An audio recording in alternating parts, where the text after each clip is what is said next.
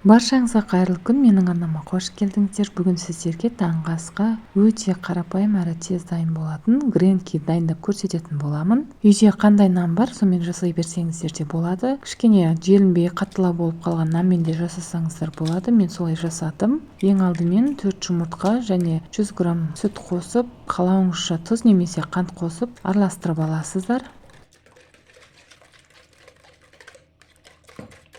Кейіннен өзіңізге қажетті нанды жұқа етіп турап аласыздар. Алдын ала табаға май құйып, кішкене қызыған соң, екі бетін жұмыртқаға малып, екі бетін қызартып қуырып аласыздар.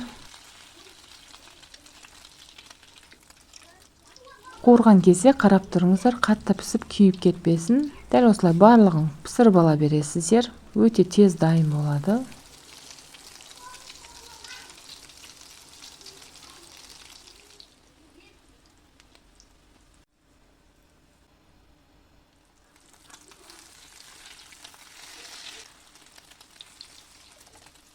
Сізде жасап көрсеңіз болады. Осы видео пайдаңызға жарап жатса, лайк басып, өз пікіріңізді осы видеоның астына жаза кетіңіз. Және менің арнама тіркелмей қарап жатсаңыз, тіркеліп алуды да ұмытпаңыз.